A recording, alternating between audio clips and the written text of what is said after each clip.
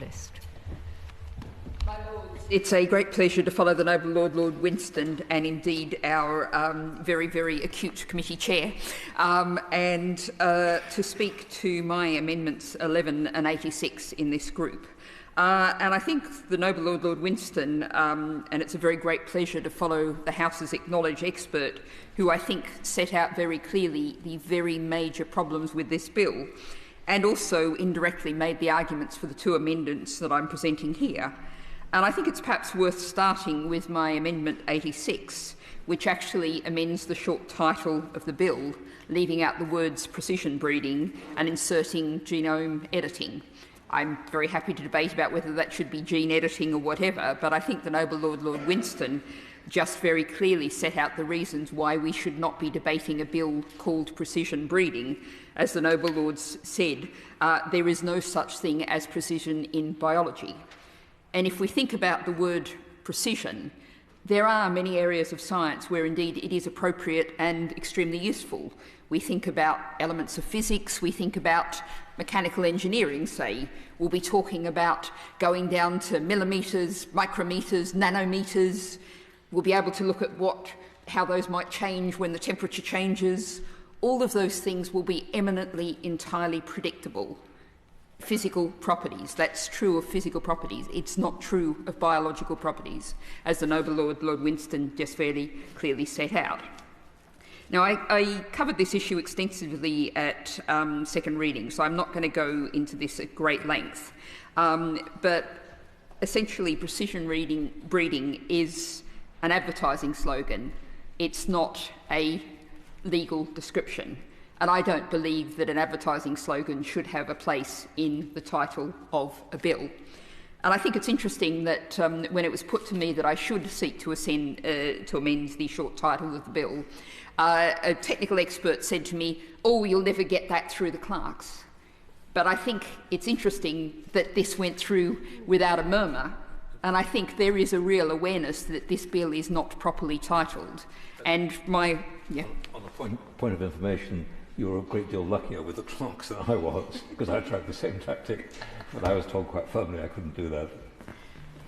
I thank the Noble Lord for his intervention. I don't know how that happened, but I think I might take that perhaps as a seconding of my Amendment 86.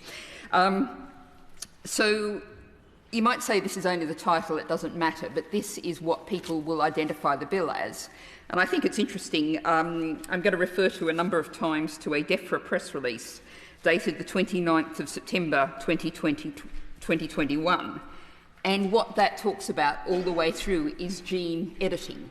That's what it's telling people this is what the bill is about, drawing a very clear distinction between what they see as gene editing as being different to genetically modified organisms, GMOs, which is something that I'll come back to in a second. So that's the case for amending the short title of the bill. What we are talking about is not precision. It's not marked by enactness. And there is real problems if it's not named with clarity. Now, I come to something that perhaps arguably is very significant and considerably more impactful in terms of the nature of the bill, and this is my Amendment 11, which would exclude the use of exogenous genetic material in the creation of or remaining in so-called precision-bred organisms. Now, here I think I need to venture into the depths of this a little bit, I'm afraid. I apologise to your Lordship's House for that.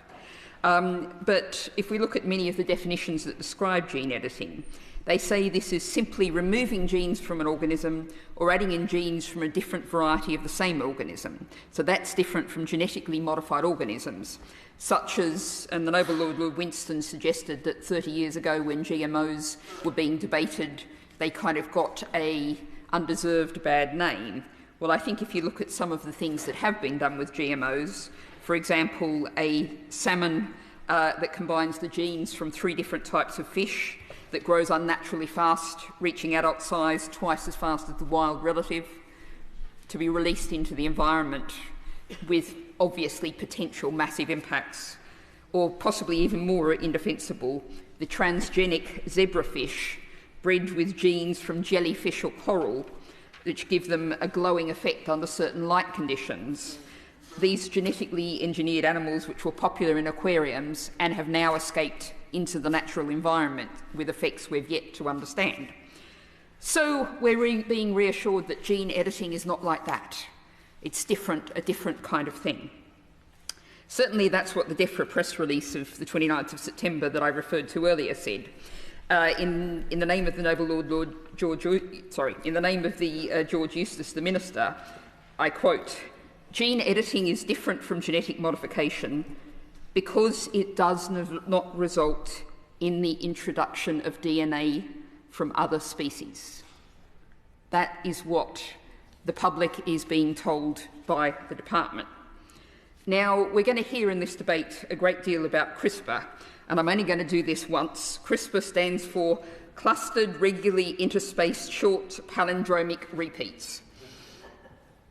CRISPR. Now, this is actually the hallmark of a bacterial defence system which forms the basis of genome editing technology.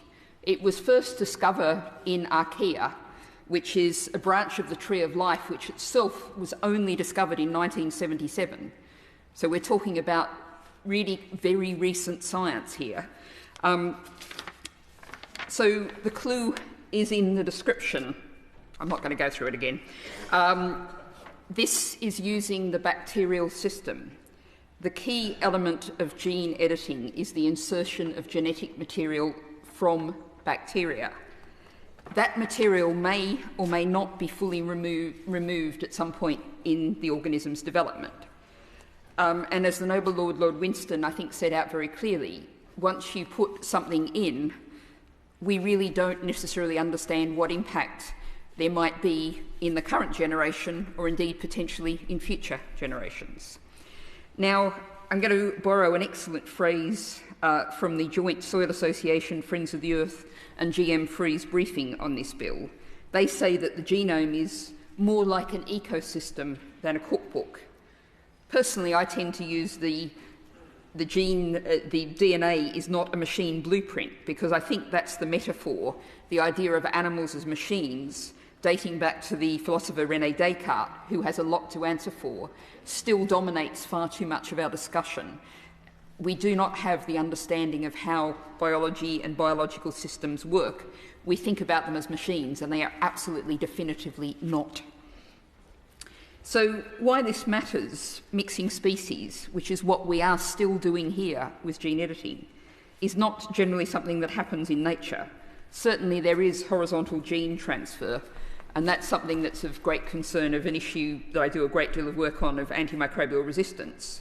But that's a far more limited occurrence, and it occurs mostly within kingdoms of living things, rather than across different kingdoms of living things, which is what we're doing here. So what I would say is my Amendment 11, saying that we cannot introduce genetic material from other species, is actually only doing what the government in its own information about this bill says it wants to do. And that's why I believe that we should have Amendment 11. Well done, well done. My Lords,